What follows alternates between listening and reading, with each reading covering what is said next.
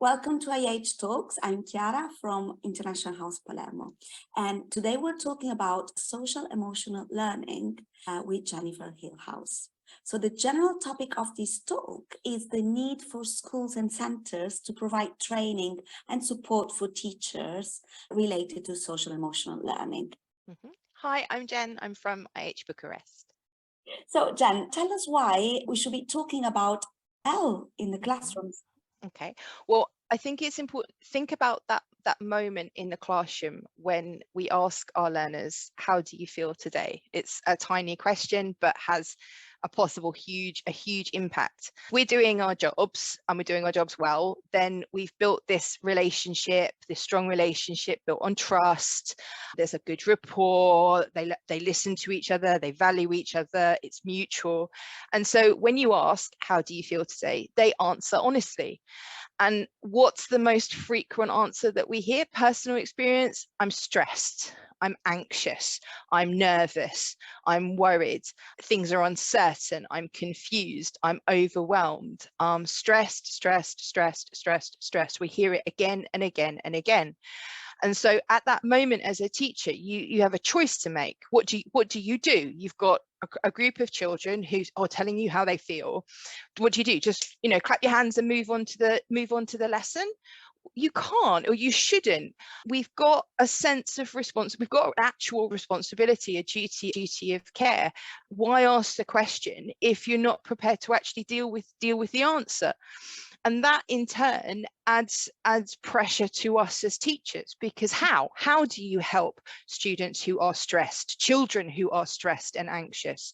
We're not trained to do that, and we should be. Schools have that responsibility. So for example, what kind of training, what kind of support can that be? In IH Bucharest's case, that's involved a now 3-year relationship with the Yale Ruler program, which is the means by which we can develop better social emotional learning and skills. Yeah, no, that's quite interesting. So you also mentioned in your talk the sense of community, that type of conversation that you start at the beginning of lesson. So in a way, the emotional intelligence is something that students and human beings also learn in the context such as classes.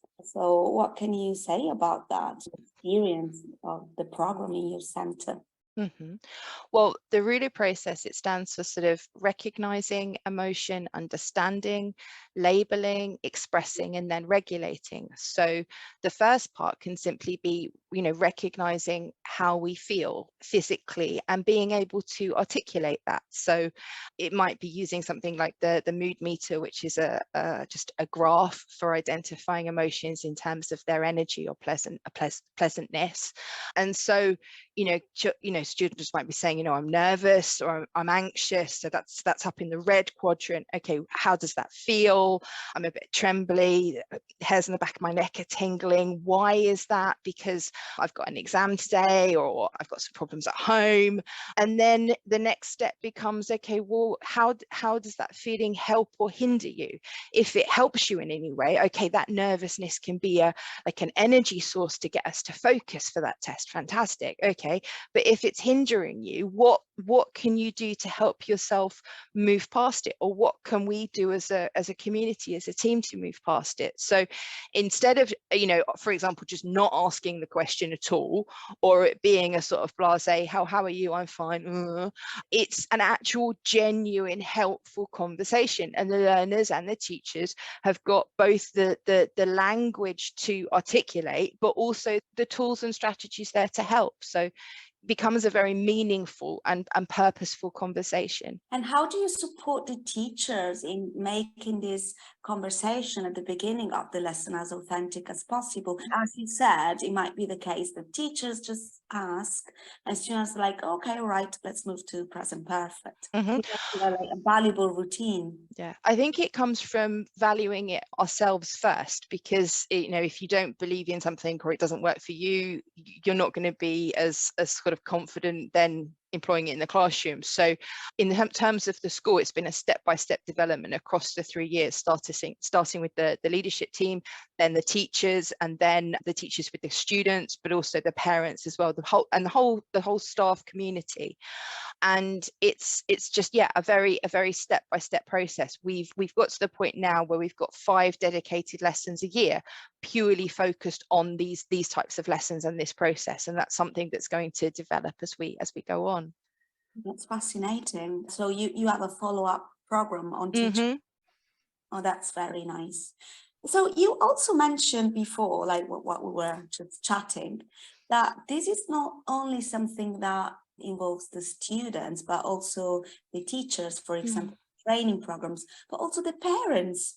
And that I found like quite like, big potential. We can imagine you've got a kid going home going, oh, today I did a lesson about what to do when I feel nervous and why it happens and how it can help me, and it was really useful. And you, as a mum, you're like, oh, that's great. Okay, I'm quite nervous myself. Let's look at it together. So it's yeah, no, good for all. Yeah. Okay.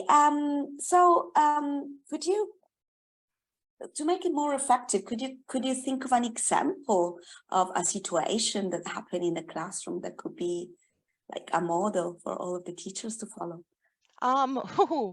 It's hard to pick one. I think one of the most interesting was having asked a group of students, how do you feel today? One of the girls said, I'm really stressed out. I'm really angry because somebody's kidnapped my bike.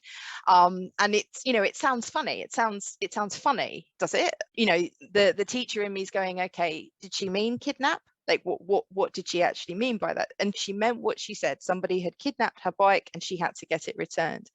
Now, it could have been a joke, but she was actually worried about it. And the actual, what, as a teacher, do you decide to kind of exploit it as a language opportunity? Do you turn it into a joke, or do you, as a class, help her deal with the fact that something that was valuable to her got taken away, and how that made her feel? So knowing sort of the training that I've had in this area makes me as a teacher feel more ready to deal with any situation, something possibly humorous like my bike's been stolen, to really difficult situations that the kids are facing, all everything from exam stress to family problems, as every child's unique, their problems are unique as well. So yeah, tip of the iceberg, I'm afraid. We haven't got time to look at them all.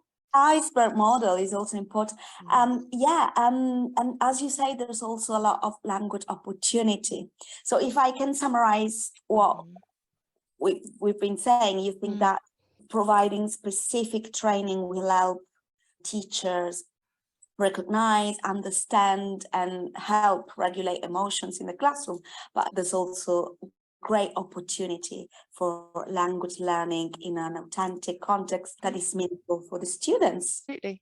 So thank you a lot for your time today, Jen, and that brings to an end of our IH talk today. Thank you. Have a lovely day.